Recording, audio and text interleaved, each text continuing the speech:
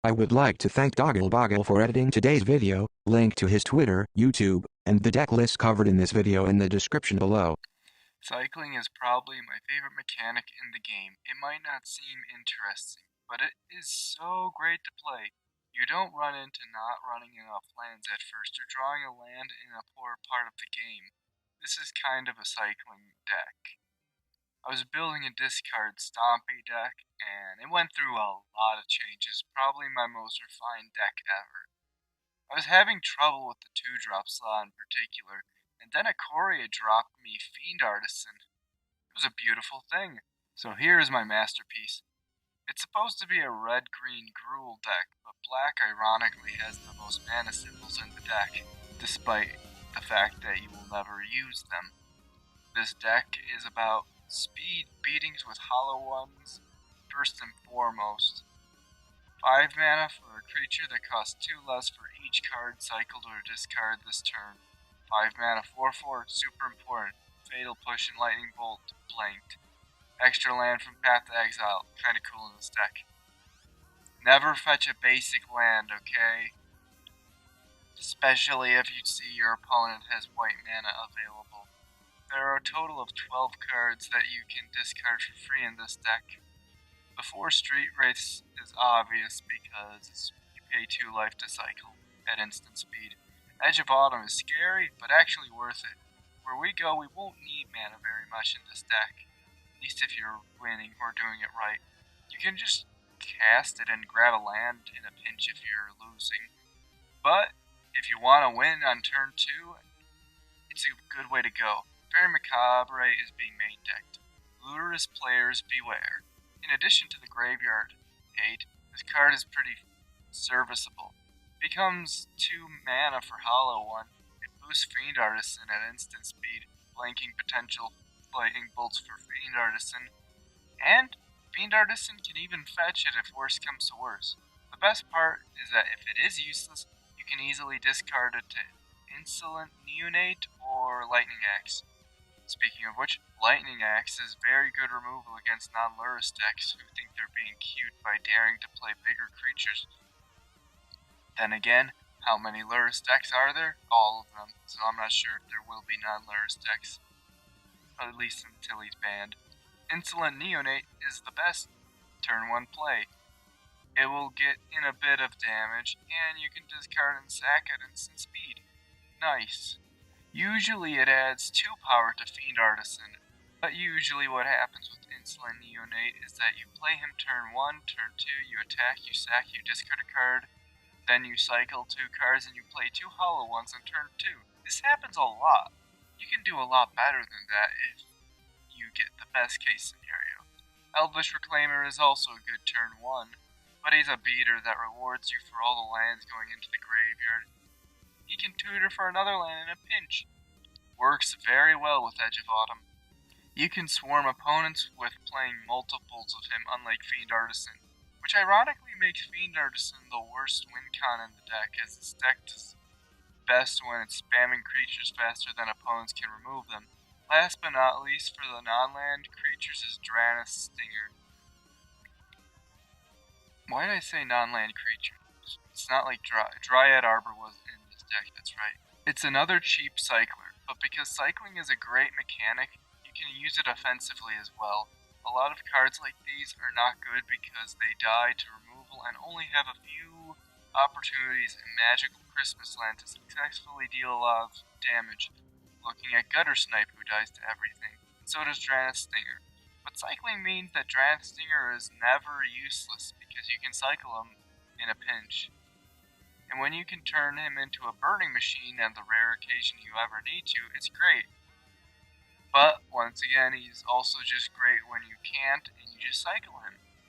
The lands are interesting because they have a normal red-green package, but we have the Modern Horizons reprint cyclers. This means you can get away with having a lot more lands in your aggressive deck, and you're less likely to be mana screwed, and you take advantage of having 8 of your starting hand because, you know, Zirda. While also not being as sad to draw lands in the late game since they're more likely to be drawn given that you're fetching the non-cycling lands. and cycling is basically weaponized in this deck, so there's no disadvantage really. Coming into play tapped usually doesn't even really end up being that big a deal, since you're probably going to end up with a fetch land in hand. Speaking of an 8-card opening hand, Zirda doesn't really have terribly relevant abilities. It's a 3/3 you have access to, generally speaking. For the sideboard, you got 3 Dissenter's Deliverance to deal with artifacts, while also being able to be cycled away. If you're ahead, you have 4 Ghost Quarters for Tron. If anyone plays Tron with Lurrus around, and 4 Relic of Progenitus. For opposing Lurrus, I mean graveyard decks. It's traditional for me to add a weird thing to my sideboard, and Glinthorn Buccaneer is that card. If there is graveyard hate, 2 Fiend Artisans are swapped out for a Glinthorn Buccaneer. I also have a Naya variant that focuses a lot more on lands. Sadly no Zirda, but more Ore-Scale Guardian. There are 2 reasons to go Naya with this deck. The big one is Flourishing Fox, the best cycling payoff outside of Hollow One. Not uncommon to be able to play 2 Hollow Ones, a 4/4 Flourishing Fox on turn 2 or 3. Though this and the land reliance means no more Faerie Macabre. Sigh. The other reason to go Naya is simply Flagstones of Trocaire. This seems unassuming, but it grabs any planes and puts them into play tapped. So, you can mana fix. Thing has disturbing synergy with our Elvish Reclaimer, who's still here. And now he can just chain Flagstones of Trocaire into even more Flagstones of Trocaire with a bonus planes every time. This also doesn't even net you a loss of land when Edge of Autumn is cycled. And Legend Ruling actually fixes your mana. There are more Draenei Stingers this time around, and Knight of the Reliquary plays an important role in this deck as a giant crushing finisher that can act the same as Elvish Reclaimer.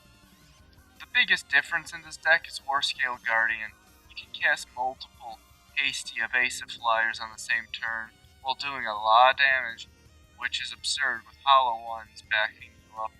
Path to Exile is a great reward for going white, though not the incentive. Path to Exile is the best removal in Modern, obviously. The sideboard, interesting sideboard. You will get to play Graveyard Hate in this deck. Glinthorn Buccaneer and Astral Drift really help in this game. Stony Silence and Rest in Peace. Sideboard staples. I think I replaced Astral Drift. Shit.